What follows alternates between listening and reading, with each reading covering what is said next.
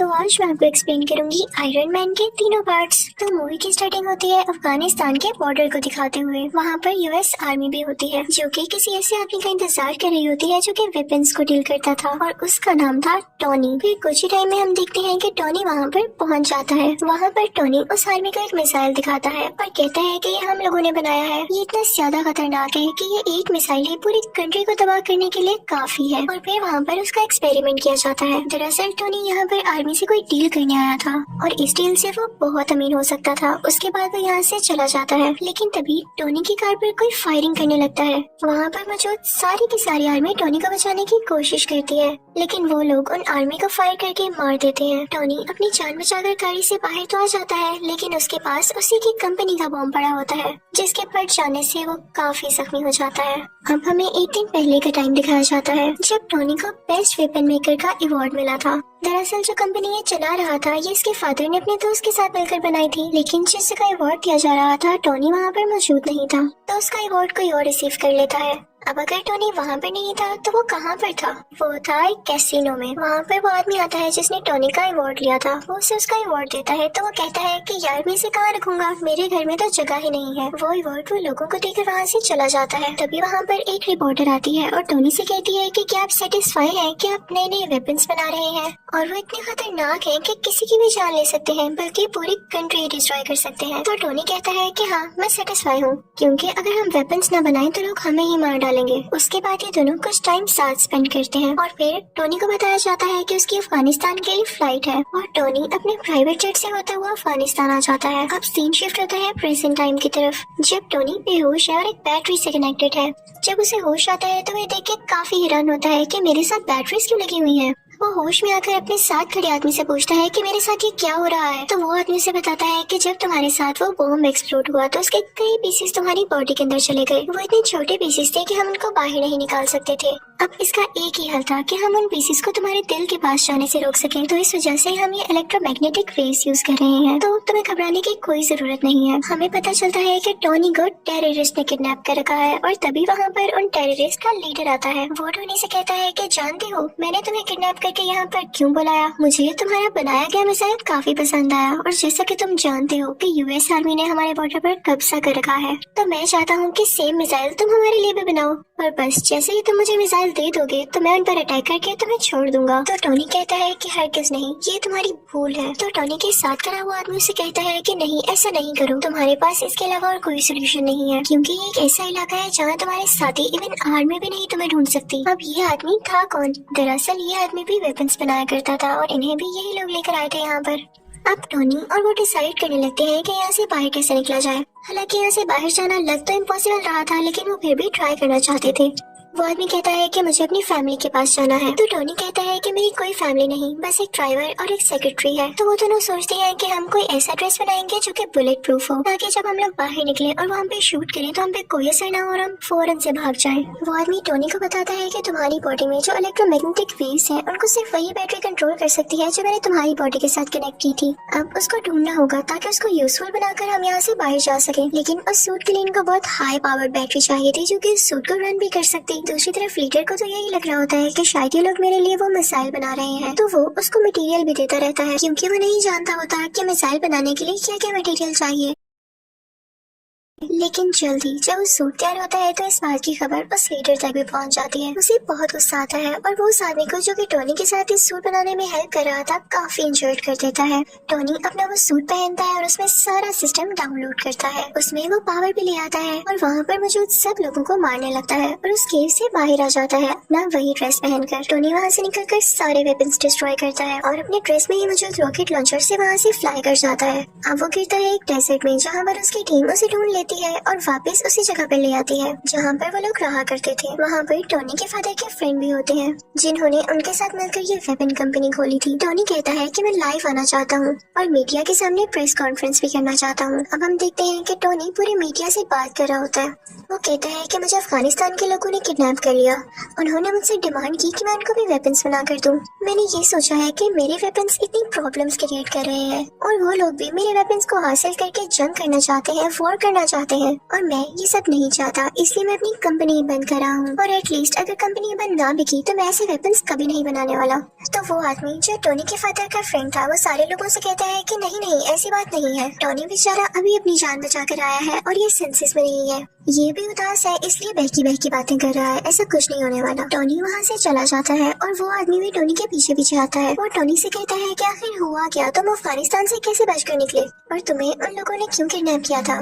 तो टोनी उसे सारी बात बता देता है और ये भी बताता है कि मैंने एक आयरन सूट बनाया था जिसकी हेल्प से मैं बाहर निकला, क्या तुम भी देखना चाहोगे। तो वो आदमी कहता है कि हाँ क्यों नहीं। तो टोनी अपनी शर्ट खोलता है और अपनी चेस्ट पर वो दिखाता है, यानी उस आयरन सूट का कुछ हिस्सा। वो आदमी ये चीज देख के कहता है कि ये तो लाजवाब है, हमें इस पर और काम करना चाहिए और पूरी दुनिया के सामने लाना चाहिए, हम इससे काफी अमीर हो सकते हैं और इससे हमें काफी प्रोग्रेस मिल सकती है। लेकिन टोनी नहीं मानता और फिर जाता है अपनी सेक्रेटरी के पास। वो उससे कहता है कि मेरी चेस्ट में जो टूल लगा हुआ है मैंने इससे ज्यादा एडवांस टूल बना लिया है, उसे प्लीज उसके साथ चेंज कर दो। तो वो लड़की टोनी से पूछती है कि ये क्या करता है। तो टोनी उसे बताता है कि मेरी बॉडी में कुछ मेटल पीसीस हैं, ये उनको मेरे दिल तक जाने से रोकता है और मेरी बॉडी में और ज्यादा पावर और एनर्जी बनाता है। दूसरी तरफ डेजर्ट में उन अफगानिस्तान के टेररिस्ट को उस सूट के कुछ पार्ट्स मिल जाते हैं जिससे वो लोग जोड़कर पता लगा लेते हैं कि असल में चीज क्या है। और उधर टोनी भी एक नए ड्रेस बनाने की कोशिश में होता है। उसने उस ड्रेस में और ज्यादा अच्छे रॉकेट लॉन्चर्स लगा रखे थे जो उसे उड़ने में मदद देने वाले थे। अब वो अपने ड्रेस वाले के सिस्टम को ऑर्डर देता है कि मुझे और ऊपर उड़ाओ, लेकिन जब वो काफी ज्यादा ऊपर पहुंच जाता है तो उसके ड्रेस में बर्फ जमने लगती है सर्दी की वजह से और उसके सिस्टम में एरर आ जाता है और वो नीचे आकर गिरता है। जैसे ही वो नीचे आ रहा होता है तो अपने सिस्टम को दोबारा से ऑर्डर देता है क्योंकि अब उस पर से बर्फ मेल्ट हो रही थी और वो दोबारा से उड़ जाता है। फिर घर आकर वो उस ड्रेस में कुछ चेंजेस करता है ताकि ज्यादा ऊंचाई पर जाने में वो ड्रेस ना जमे। और टेबल पर उसकी सेक्रेटरी ने उस पुराने टूल पर कुछ लिख के उसके लिए रखा होता है जिसे देख के वो काफी खुश होता है। फिर शाम को हम देखते हैं कि टोनी एक पार्टी में जाता है जहाँ पर उसकी सेक्रेटरी भी होती है। वो दोनों साथ टाइम स्पेंड करते हैं, डांस करते हैं और काफी एंजॉय करते हैं कि तभी वहीं पर वो रिपोर्टर आ जाती है जिसने उससे कुछ क्वेश्चंस किए थे। वो कहती है कि जो मिसाइल तुमने अफगानिस्तान में दिखाया उस जैसे कई मिसाइल अब अफगानिस्तान खुद बना रहा है और मुझे नहीं लगता कि ये तुम्हारी परमिशन से हो रहा है या तुमने ऐसा कुछ करने को कहा है। टोनी एकदम बहुत गुस्से में आ जाता है और उसे लगता है कि हो ना हो ये काम उसी आदमी का है जो कि उसके फादर का दोस्त था, यानी उस कंपनी का शेयर पार्टनर। टोनी सीधा उस आदमी के पास जाता है और उससे पूछता है क्या वाकई में तुमने वो मिसाइल वहाँ पर भेजा है। तो वो कहता है कि हाँ मुझे ऐसा करना पड़ा। तो टोनी कहता है क्या तुम्हें पता भी है वहाँ पर जो टेररिस्ट है वो लोगों को कितना मार रहे हैं और तुमने उन्हीं टेररिस्ट की मदद कर दी, हमारी कंपनी ऐसे काम नहीं करती। लेकिन वो उसकी एक नहीं सुनता। फिर टोनी घर आ जाता है और खुद ही कुछ करने का ट्राई करता है। टोनी अपने ड्रेस को बहुत एडवांस बना लेता है, उसमें उसने हर तरह की टेक्नोलॉजी यूज करती थी जो कि फायर भी कर सकती थी और छोटे छोटे रॉकेट्स भी शूट कर सकती थी। टोनी फौरन से वो ड्रेस पहनकर अफगानिस्तान जाता है। वहाँ पर जाकर वो सब आदमियों से लड़ता है, इवन उन टेररिस्ट के लीडर से भी, और फिर अपने ड्रेस से एक छोटा सा रॉकेट वहाँ पर छोड़ता है जिससे वो जगह डिस्ट्रॉय हो जाती है। वहाँ की एयरफोर्स को भी पता चल जाता है कि यहाँ पर कोई एक्सप्लोजन हुआ है, लेकिन वो आयरन मैन को ढूंढ ही नहीं पाते। फिर टोनी अपने उस दोस्त को कॉल करता है जो किसी एफर्ट देने कैसीनो आया था। वो अपने दोस्त से कहता है कि मैं ही हूँ जिसने सारा ब्लास्ट किया है, तो प्लीज तुम इस मैटर का ख्याल रख लेना। फिर जब उससे पूछा जाता है कि ये अटैक किसने किए तो वो कहता है कि हो सकता है कई दुश्मनों ने मिलकर ये अटैक किया हो, यानी वो ये बात टोनी पर नहीं आने देता। अब जब टोनी के फादर का दोस्त ये बात सुनता है तो उसे बड़ी हैरानी होती है कि ऐसे कोई अटैक करके गायब हो सकता है। वो फौरन से अफगानिस्तान जाता है और वहाँ के टेररिस्ट से बात करता है। तो वो टेररिस्ट कहते हैं कि हम जान चुके हैं कि काम किसका है, लेकिन हम तब तक खामोश हैं जब तक हम पूरी बात का न पता लगा लें। ये आयरन मैन ही है क्योंकि हमें डेजर्ट से उसकी ड्रेस के कुछ पार्ट्स मिले हैं। वो टेररिस्ट उस आदमी से कहते हैं कि अगर तुम हम लोगों को पैसे दे दो तो मैं सूट का डिजाइन तुम्हें बता सकता हूँ। लेकिन टोनी के फादर का दोस्त ऐसा नहीं करता, बल्कि वो लोगों को डरा धमकाकर वो ड्रेस अपने साथ ले आता है। टोनी को पता चल जाता है कि उसका पुराना ड्रेस किसी ने चुरा लिया है। वो फौरन से अपनी सेक्रेटरी के पास जाता है और उसे कहता है कि कैसे भी करके मुझे उसको रोकना होगा कि कहीं ये सारी इन्फॉर्मेशन लीक न हो जाए और वो मेरा नाम, मेरी आइडेंटिटी यूज करके हर जगह तबाही फैलाए। अब टोनी की सेक्रेटरी उस आदमी के ऑफिस जाती है, यानी वही आदमी जो टोनी के फादर का दोस्त है। वो सारी इन्फॉर्मेशन उसके कंप्यूटर से कॉपी करने लगती है और साथ ही साथ उसे ये भी पता चलता है कि यही वो आदमी था जिसने टोनी को किडनैप करवाया था उन टेररिस्ट से, क्योंकि ये नहीं चाहता था कि टोनी का इस कंपनी में जरा सा भी शेयर हो। ये सुन के वो काफी हैरान होती है और वहाँ से जाने ही वाली होती है कि तभी वहाँ पर वही आदमी आ जाता है जिसके कंप्यूटर से वो डेटा चुरा रही थी, लेकिन उसे बातों में लगा के वहाँ से चली जाती है। अब वो आदमी भी इतना कोई इनोसेंट नहीं था, उसे पता चल जाता है कि ये लड़की मेरे कंप्यूटर कंप्यूटर से सारा डाटा चुरा गई है। जब वो लड़की सारी इन्फॉर्मेशन लेके वहाँ से निकल रही होती है तो एक आदमी आता है और कहता है कि आप टॉनी को जानती है ना, कि आप टॉनी से मेरा इंटरव्यू करा देंगी, मुझे उससे कुछ सवालात पूछने हैं, कुछ क्वेश्चनिंग करनी है। और दूसरी तरफ टॉनी के फादर के फ्रेंड को भी अजीब अजीब फील हो रहा होता है, क्योंकि वो जानता था कि टॉनी अब कितना पावरफुल है और उसे पता चल चुका है कि इस सारी गेम के पीछे मेरा ही हाथ है। उस आदमी ने कुछ साइंटिस्ट को ऑर्डर दिया होता है वही टूल बनाने के लिए जो कि टॉनी की चेस्ट में था। लेकिन हैरानी वाली बात यह है कि जो टूल ये बनवा रहा था उसका साइज काफी बड़ा था, लेकिन उसको कंप्लीट होने में भी टाइम था। तो ये जाता है टॉनी के घर काफी गुस्से में। वो टॉनी की बॉडी को डीएक्टिवेट करके उसकी चेस्ट में से वो टूल यानी जो उसका हार्ट था वो ले जाता है, जिसकी वजह से टॉनी बहुत डाउन फील करने लगता है और उसके बगैर वो ज्यादा देर जिंदा रहने वाला नहीं था। कि तभी टॉनी को याद आता है कि उसकी सेक्रेटरी ने उसे एक पुराना टूल भी दिया था। वो फौरन से उसको लगा लेता है और अपना ड्रेस दोबारा से अपनी बॉडी पर ले आता है। अब टॉनी के फादर का फ्रेंड तो टॉनी का वो टूल लेके जा चुका था। उसने अपने पास काफी बड़ा आयरन शाइन बना रखा था जिसका वो नाम रखता है आयरन मॉन्गर। वो आदमी वो टूल जो टॉनी की चेस्ट से निकाला गया था उसके अंदर डाल देता है, जिससे वो एक्टिवेट होने लगता है। उसमें कई पावर्स आ जाती हैं। लेकिन इतनी ही देर में असली आयरन मैन भी वहाँ पर पहुँच चुका था और अब इन दोनों में काफी ज्यादा फाइट होती है। अब वो दोनों लड़ते लड़ते रोड पर आ जाते हैं। तभी आयरन मैन को याद आता है कि अभी तक ये सूट पूरी तरह ठीक नहीं हुआ, यानी अभी भी ये कहीं ज्यादा हाइट पर जाकर फ्रीज हो जाएगा। वो फौरन से ऊपर उड़ने लगता है ताकि आयरन मॉन्गर भी उसका पीछा करे। और जब वो लोग बहुत ऊपर पहुंच जाते हैं तो आयरन मॉन्गर का ड्रेस जमने लग जाता है, फ्रीज होने लग जाता है और वो अजीब सा हो थोड़ा डल होकर नीचे गिरने लगता है। लेकिन तभी नीचे आते ही वो दोबारा से एक्टिवेट हो जाता है और वो आयरन मैन पर अटैक करने लगता है। अब ये दोनों पता है कहाँ आकर गिरते हैं? उसी लैब पर जहाँ पर ये बहुत बड़ा टूल बनाया जा रहा था। इस टूल को उसी आदमी के साइंटिस्ट बना रहे थे जो टॉनी के फादर का फ्रेंड था। अब आयरन मैन अपनी सेक्रेटरी को फौरन से कहता है कि तुम ये टूल एक्टिवेट कर दो, मैं यहाँ से फौरन से भाग जाऊंगा और इसका सारा का सारा इफेक्ट इस आयरन मॉन्गर पर हो जाएगा, क्योंकि ये नहीं जानता होगा कि टूल स्टार्ट होने वाला है। वो लड़की ऐसा ही करती है, उसमें काफी ज्यादा रेज निकलती है जो कि आयरन मॉन्गर के गिर्द आ जाती है और इन रेज की वजह से आयरन मॉन्गर मारा जाता है। अब अगले दिन हम देखते हैं कि टॉनी की कॉन्फ्रेंस होती है और सारे उससे क्वेश्चन कर रही होती हैं कि क्या आप ही हो आयरन मैन? तो उसके पास एक आदमी आता है और कहता है कि नहीं, आपने ये नहीं कहना, आपने ये कहना है कि उसमें आपका बॉडीगार्ड था और उन दोनों में आपस में कोई पर्सनल इश्यूज की वजह से लड़ाई हो रही थी और आपके फादर के फ्रेंड भी नेचुरल डेथ मरे। लेकिन टोनी वो स्क्रिप्ट उठा के सब लोगों के सामने चला जाता है। तभी उसका दोस्त उसके कान में कहता है कि जो भी बात सच है वही बोलिएगा। आयरन मैन सबके सामने बोल देता है आई एम आयरन मैन, यानी अब सबको पता चल चुका था कि असली आयरन मैन टोनी ही है। और इसी के साथ आयरन मैन पार्ट 1 यही खत्म हो जाता है। तो अब मैं आपको एक्सप्लेन करूंगी आयरन मैन पार्ट 2। अब जहाँ पर पार्ट 1 का एंड हुआ था वहीं से पार्ट 2 स्टार्ट होता है। वही न्यूज के टोनी ने एक्सेप्ट कर लिया है कि वही आयरन मैन है, किसी के टीवी पर चल रही होती है और जो आदमी इसको देख रहा होता है उसका नाम इवैन होता है। ये न्यूज देखते ही इवैन के फादर की डेथ हो जाती है। तो इवैन कहता है कि मैं आयरन मैन से बदला लेके जरूर रहूंगा। तो वो भी एक छोटा सा टूल तैयार करता है जिससे वो अपना ड्रेस बनाने वाला था, क्योंकि वो आयरन मैन से फाइट करने लगा था। अब कई दिन बाद इवैन का ड्रेस तैयार हो जाता है और वो उसे नाम देता है व्हिप्लैश।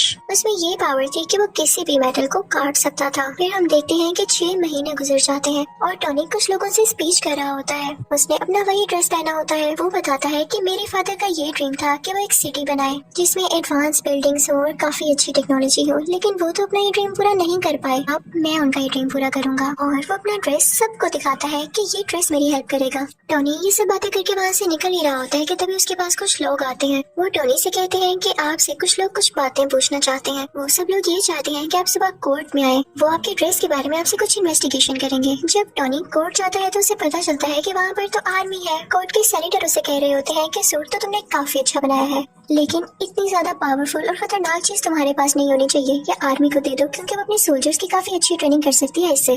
तो टोनी कहता है कि नहीं, वो ड्रेस मैंने बनाया है, मेरी मेहनत लगी है उसमें, मैंने उस पर कई एक्सपेरिमेंट्स किए और मुझे ही उसको यूज करना आता है। वो मेरा ड्रेस है और मैं ही आयरन मैन हूँ। No one can be Iron Man, कोई आयरन मैन नहीं बन सकता मेरे अलावा। वहाँ पर टोनी का वही ब्लैक दोस्त भी होता है, लेकिन इस पार्ट में उसका फेस चेंज है, यानी किसी और को टोनी का दोस्त बना दिया गया है, लेकिन कैरेक्टर वही है। वो भी सेम बात कहता है कि मुझे ये कहना पड़ रहा है कि ये ड्रेस वाकई बहुत डेंजरस है और ये आर्मी के पास होना चाहिए, लेकिन फिर भी टोनी नहीं मानता। फिर वहाँ पर एक वेपन एक्सपर्ट भी आता है जो कि सेम बात बोलता है, लेकिन टोनी कहता है कि मैं तुम लोगों में से किसी की बात नहीं सुनने वाला। टोनी उन सब से कहता है कि मैं जानता हूँ आप लोगों को ऐसा करने के लिए किसने कहा है। इनफैक्ट वो आदमी इसलिए चाहता है कि आप लोग मेरा ड्रेस ले लें क्योंकि वो खुद ऐसा ड्रेस नहीं बना पा रहा। उसने मेरी कॉपी करके कई ज्यादा ड्रेसेस बनाए हैं, लेकिन वो उस काम के नहीं जो कि मेरा ड्रेस है। तो आप लोग उसकी बातों में क्यों आ रहे हैं? मैं आपको प्रूफ्स भी दिखाता हूँ। और टोनी फिर उनको प्रूफ्स भी दिखाने लगता है कि वाकई वो आदमी कैसा है। वो कहता है कि इतना बड़ा वेपन मेकर मेरी ड्रेस को कंट्रोल ही नहीं कर पा रहा तो आप लोग कैसे कर पाएंगे। इसे सिर्फ मैं चला सकता हूँ और मैं जानता हूँ ये किसी को नुकसान नहीं देगा। सबको उसकी बात अच्छी लगती है और फिर वो वहाँ से चला जाता है। दूसरी तरफ हम देखते हैं कि इवान अपना व्हिप्लैश ड्रेस कंप्लीट कर चुका होता है और अब वो चाहता था कि वो डायरेक्ट जाकर आयरन मैन से लड़ाई करे। दूसरी तरफ टोनी भी अपने ड्रेस को चेक कर रहा होता है।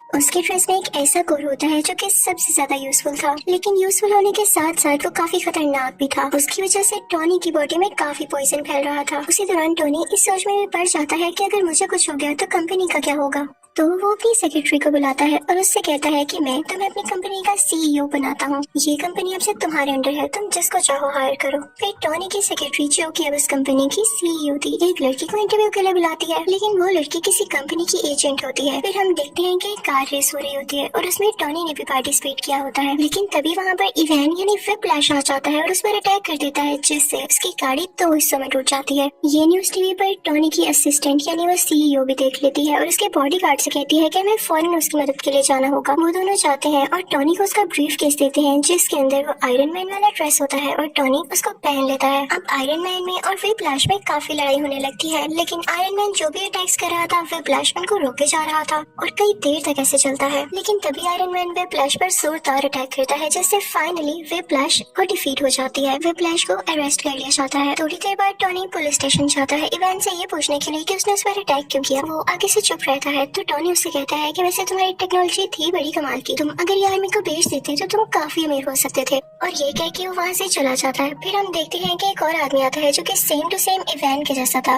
इवन उसका यूनिफॉर्म भी। वो दरअसल जेल में इसलिए भेजा गया था ताकि उसको मरवाकर लोगों को ये शो किया जा सके कि इवान मर चुका है। और एक आदमी जो कि बहुत बड़ा गैंगस्टर था असली इवान को रेस्क्यू कर लेता है, वहाँ से निकलवा लेता है। सबको यही लग रहा था कि इवान मारा जा चुका है क्योंकि उन्होंने वहाँ पर ब्लास्ट करवा के नकली इवान को मरवा दिया था। वो गैंगस्टर किसी इंडस्ट्री का ओनर था और टोनी का सबसे बड़ा दुश्मन था। वो ये चाहता था कि वो भी आयरन मैन की ड्रेस की तरह कई ज्यादा ड्रेसेस बनाए और पूरी आर्मी बनाए उनसे। उसने इवान को भी इसीलिए छुड़वाया था। दूसरी तरफ टोनी के ड्रेस का वो कोर उसे काफी सता रहा होता है। वो उसकी चेस्ट में मुसलसल पॉइजन पहुंचा रहा था, जिससे उसे फील हो रहा था कि अगर उसने कुछ न किया जल्द तो वो मारा जाएगा। लेकिन इस बात की फिक्र ना करते हुए वो अपनी बर्थडे पार्टी रखता है और उसमें डांस कर रहा होता है कि तभी उसका वो ब्लैक फ्रेंड आता है और उसे कहता है कि आर्मी का ऑर्डर है कि कल तुम्हें या तुम्हारे ड्रेस को उनके सामने लाया जाए। वो आदमी भी टोनी से तंग आ चुका था। वो कहता है कि तुम अपना ड्रेस पहन के पार्टी कर रहे हो, तुम जानते भी हो कि कितना खतरनाक है, लेकिन टोनी उसकी बात नहीं सुनता। तो वो भी टोनी का पुराना ड्रेस पहन कर आ जाता है और उन दोनों में अब काफी ज्यादा फाइट होती है। दोनों ने ही आयरन के ड्रेसेस पहने रखे थे और दोनों चाहते थे कि किसी न किसी तरह एक दूसरे को हरा दें ताकि पहला जीत जाए।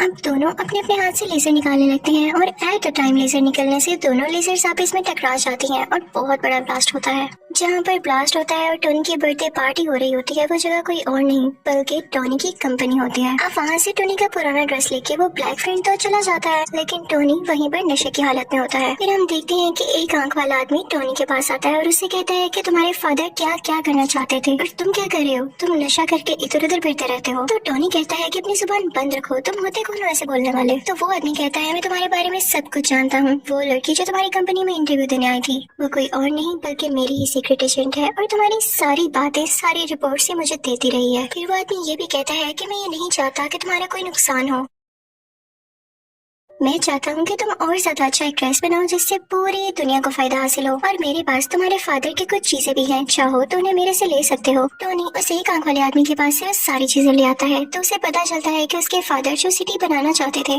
वो उस टूल की मदद से बनाई जा सकती है। वो उस पर पूरी तरह से रिसर्च करने लगता है। वहाँ पर उसको कोर का पूरा डिजाइन भी नजर आ जाता है। वो उस पर थोड़ी सी और रिसर्च करता है और काफी चेंजेस करने के बाद बहुत ही ज्यादा एडवांस टूल बना लेता है और फिर उसी टूल से वो एक नया ड्रेस तैयार करता है जिसको नाम देता है मार्क 6। और साथ ही उसे इवान की कॉल भी आती है जो कहती है कि मैंने तुम्हारे दुश्मन के साथ मिलकर एक काफी अच्छा ड्रेस तैयार कर लिया है। मैं वेट करूंगा उस दिन का जब तुम और मैं आमने सामने होंगे और देखते हैं कि कौन जीतता है। मैं आप लोगों को राज बताती हूँ कि इन लोगों ने वो ड्रेस किस तरह से तैयार किया। टोनी का वो पुराना ड्रेस जो कि टोनी का दोस्त आर्मी के पास लेके आया था, उस ड्रेस में इवान ने और टोनी के दुश्मन ने कुछ चेंजेस किए और उसको और ज्यादा एडवांस बना दिया कुछ टेक्नोलॉजीज की मदद से, जो कि बहुत सारी वॉर्स लड़ सकता था, फाइट कर सकता था। अब दूसरी तरफ टोनी का दुश्मन लोगों से स्पीच कर रहा होता है कि मैंने आयरन सोल्जर्स बनाए हैं क्योंकि अब आयरन आर्मी का दौर है। दूसरी तरफ टोनी को भी पता चल जाता है कि इवान किसी के साथ सच्चा बच्चा नहीं है। तो वो जाता है अपने उसी दुश्मन के पास, उसी इंडस्ट्री के ओनर के पास, और उसे जाके कहता है कि इवेंट तुम्हारे साथ धोखा करेगा, वो तुम्हारी सारी आर्मी को अपने कब्जे में कर लेगा और उस सिटी पर अटैक कर देंगी। और ऐसे ही होता है, इवेंट देखते ही देखते सब सूट्स को अपने काबू में कर लेता है और उस वॉर मशीन को भी, जो कि इन लोगों ने नई टेक्नोलॉजीज के साथ तैयार की थी। वही ड्रेस जो कि टोनी का पुराना ड्रेस था। टोनी उस इंडस्ट्री के ओनर से कहता है कि मैंने कहा था ना, जाओ अब अपने सोल्जर्स को कंट्रोल करो, लेकिन अब बहुत देर हो चुकी थी। तो वो सीक्रेट एजेंट वहाँ पर पहुँचती है जहाँ पर इवेंट इन सारे आयरन सोल्जर्स को कंट्रोल कर रहा होता है, लेकिन वो सारे के सारे अपना कंट्रोल खो चुके थे। तभी वहाँ पर आता है टोनी, जो कि अब आयरन मैन बन चुका था। वो आते ही अपनी पावर्स का यूज करता है और सारे आयरन सोल्जर्स को मार गिराता है, लेकिन तभी उसके सामने आ जाता है व्हिप्लैश, जो कि ज्यादा स्ट्रॉन्ग होके आया था अपनी उसी ड्रेस में। टोनी यानी आयरन मैन उस पर अटैक करने लगता है, लेकिन अब उस पर कुछ असर नहीं हो रहा था, क्योंकि व्हिप्लैश अब काफी स्ट्रॉन्ग हो चुका था और अब वो जानता था कि आयरन मैन का मुकाबला कैसे करना है। तभी टोनी को याद आता है कि जब उसकी और उसके ब्लैक फ्रेंड की लेजर आपस में टकराई थी तो बहुत बड़ा ब्लास्ट हुआ था। वो अपने उस फ्रेंड से कहता है कि हम वो एक्सपेरिमेंट दोबारा से करते हैं। अब वो दोनों ऐसे ही करते हैं और वहाँ पे काफी बड़ा ब्लास्ट होता है।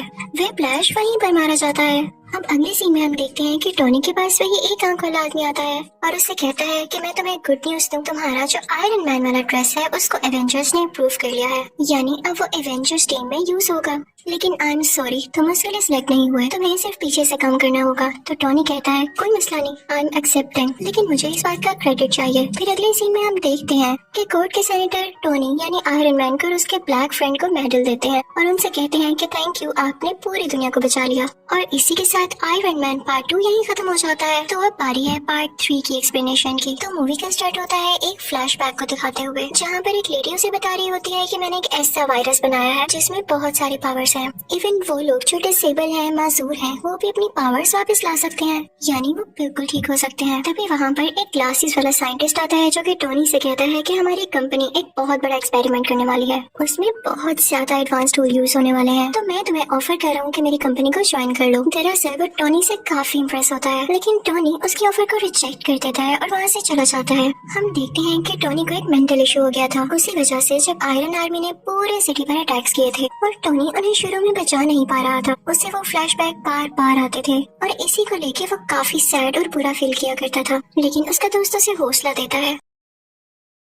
आयरन मैन सोचता है कि अगर उन लोगों ने दोबारा से अटैक कर दिया तो मैं क्या करूंगा। इसके लिए वो आयरन मैन की पूरी टीम बना देता है और वो उस टीम का नाम रखता है आयरन लीजन। अब हमें पता चलता है कि पूरी कंट्री में दोबारा से अटैक्स हो रहे हैं और वो कोई और नहीं बल्कि मैंड्रिन नाम का एक आदमी करवा रहा है। टोनी यानी आयरन मैन का एक बॉडीगार्ड भी उसी कंट्री में होता है जो कि उन अटैक्स की वजह से शदीद जख्मी हो चुका था। टोनी उससे बहुत प्यार करता था, इसलिए उसे गुस्सा आ जाता है। तो वो प्रेस कॉन्फ्रेंस करता है कि अगर ये अटैक्स ना रोके गए तो मैं उस मैंडरिन के साथ बहुत बुरी तरह पेश आऊंगा। लेकिन लगता है ये बात उसकी मैंडरिन को बिल्कुल पसंद नहीं आती। वो जनाब टोनी के घर पर ही अटैक करवा देता है, जिससे टोनी यानी आयरन मैन का घर पूरी तरह से तबाह हो जाता है। उस वक्त टोनी के साथ वही लड़की भी थी जिसने वो वायरस बनाया था, जो कि डिसेबल लोगों को ठीक कर सकता था। आयरन मैन अपना ड्रेस पहनता है और उस लड़की को बचाकर वहाँ से ले जाता है, लेकिन आयरन मैन के सूट में एक एरर आ जाता है। जिस जगह उसने लैंड करना था वो वहाँ पर नहीं जाता, बल्कि किसी ऐसी जगह में गिर जाता है जहाँ पर स्नो फॉलिंग हो रही होती है। लेकिन स्टिल होप यानी उम्मीद अभी भी बाकी थी, क्योंकि उस सूट में पावर जो बाकी थी वो चाहता तो उस जगह पर वापस आ सकता था जहाँ पर उसको जाना था। दूसरी तरफ पूरी दुनिया काफी सैड होती है, क्योंकि उनको ये लग रहा था कि टोनी मारा जा चुका है उस अटैक में जो कि उसके घर पर हुआ, क्योंकि उसके बाद टोनी किसी को दिखाई जो नहीं दिया। आयरन मैन जिस विलेज में गिरा था वहाँ पर उसे एक बच्चा दिखाई देता है, वो उससे कई बातें करने लगता है क्योंकि वो बच्चा उसको काफी इनोसेंट लगता है। टोनी देखता है कि वो विलेज भी तबाह हो चुका है और सेम उसी तरीके से तबाह हुआ है जिस तरीके से टोनी के घर पर अटैक किया गया। तो वो समझ जाता है कि जरूर इसके पीछे मैंडरिन का ही हाथ है। अब वो सारे केस पर रिसर्च करने लगता है। उसे पता चलता है कि ये एक्सप्लोजन्स किसी वेपन के जरिए नहीं हुए, बल्कि उन सोल्जर्स ने किए हैं जो कि सुपर पावर्स रखते हैं। टोनी सबसे मैंडरिन की लोकेशन के बारे में पूछता है, लेकिन उसे कुछ पता नहीं चलता। सरप्राइजिंगली वो बच्चा उसे मैंडरिन की लोकेशन तक पहुंचा देता है। विलेज में टोनी ने कुछ वेपन्स भी तैयार कर रखे थे जो वो अपने साथ लेकर यहाँ आया था। वहाँ पर उसे पता चलता है कि मैंडरिन तो था ही नहीं, वो ड्रामा कर रहा था कि जैसे वो वहाँ पर हो। वहाँ पर सिर्फ एक आदमी था कि जो उस जगह की वीडियोस बनाकर पब्लिश किया करता था। फिर यहाँ हम देखते हैं कि वही ऐनक वाला साइंटिस्ट टोनी से मिलता है और दरअसल ना तो उसको ऐनक लगी थी और ना ही वो उसका गेटअप था, वो भी उसका फेक गेटअप था। वो टोनी को बताता है कि मैंने वही वायरस यूज करके खुद की डिसेबिलिटी को खत्म कर दिया है और अब मैं काफी स्ट्रॉन्ग हो चुका हूँ। वो साइंटिस्ट टोनी को बताता है कि मैंने तुम्हारी दोस्त यानी तुम्हारी सेक्रेटरी को भी किडनैप कर रखा है। वो उसे उसका विजन दिखाता है कि ये देखो, ये अब मेरे कब्जे में है। वो दरअसल कहीं और पर किडनैप हुई भी होती है और ये सिर्फ उसकी इमेज होती है, एक होलोग्राम। अब वो लड़की जिसने वायरस तैयार किया था वो कई सालों से साइंटिस्ट के लिए काम कर रही थी, लेकिन जब उस साइंटिस्ट को पता चलता है कि ये टोनी से भी मिलने गई थी तो वो उस लड़की को वहीं पर शूट कर देता है।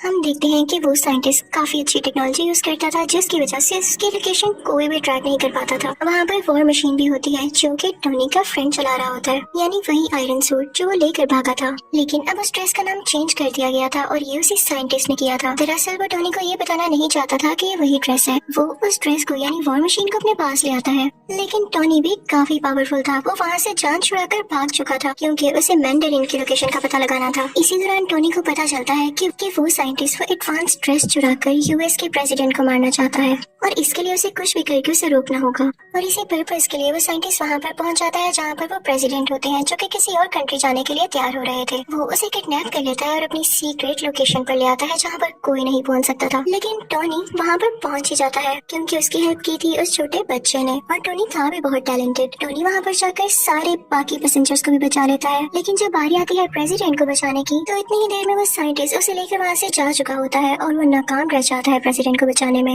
लेकिन हमें ये जरूर पता चल जाता है कि साइंटिस्ट की सीक्रेट लोकेशन क्या थी। ये समंदर के पास एक खुफिया जगह थी और ये प्रेसिडेंट को यहाँ पर पता है क्यों लाया था, क्योंकि ये उनकी डेथ पूरे सोशल मीडिया के सामने लाइव दिखाना चाहता था, जिससे इसको पॉपुलैरिटी मिलती यानी मशहूर हो जाता और लोग इससे डरने लगते। और प्रेसिडेंट को पकड़ना इतना आसान नहीं हुआ था, बल्कि प्रेसिडेंट के नीचे जो बंदा होता है यानी वाइस प्रेसिडेंट, उसने जेलसी में आकर प्रेसिडेंट की किडनैपिंग में उस साइंटिस्ट की हेल्प की थी। उसने ये लालच में भी किया था क्योंकि उसकी एक डिसेबल बेटी थी जिसको साइंटिस्ट ने वही वायरस देकर ठीक कर दिया था। अब हम देखते हैं कि टोनी और उसका ब्लैक फ्रेंड उसी जगह पर होते हैं जहाँ पर वो साइंटिस्ट होता है, यानी समंदर के पास वाली खुफिया जगह में। टोनी अपने दोस्त को कहता है कि मैं अपनी असिस्टेंट यानी सीईओ को बचाऊंगा और तुम जाकर प्रेसिडेंट को बचाना। फिर हम देखते हैं कि आयरन मैन उस आदमी के सामने पहुंच चुका है, यानी उस साइंटिस्ट के सामने। उन दोनों में काफी फाइट होती है, दोनों ने ड्रेसेस पहन रखे थे। और दूसरी तरफ वो ब्लैक फ्रेंड भी प्रेसिडेंट को बचा देता है और उन्हें भी आयरन ड्रेस पहनाकर सेव कर लेता है और कहता है आप यहाँ से चले जाएं अभी के लिए। आयरन मैन भी उस सीईओ को यानी अपनी दोस्त को बचा लेता है, लेकिन बचाते बचाते वो नीचे गिर जाती है जहाँ पर बहुत ज्यादा आग लगी होती है। टोनी यानी आयरन मैन डर जाता है कि ये तो जल जाएगी अब, लेकिन एक मजे की बात ये थी कि उस साइंटिस्ट ने इसके अंदर भी वो वायरस इंजेक्ट कर रखा था, जिसकी वजह से उसे आग से कुछ नहीं होता और वो ठीक हो जाती है। ये तो इनके लिए प्लस पॉइंट हो गया था। अब हम देखते हैं कि टोनी यानी आयरन मैन जाता है उसी साइंटिस्ट के पास। उन दोनों में काफी ज्यादा फाइट होने लगती है, लेकिन जब वो देखता है कि इस पर ना तो मेरी आर्मी का कोई असर हो रहा है ना तो मेरे अटैक्स का, तो उसके पास एक आइडिया आता है। वो अपना ड्रेस उतारता है और उसे साइंटिस्ट को पहना देता है।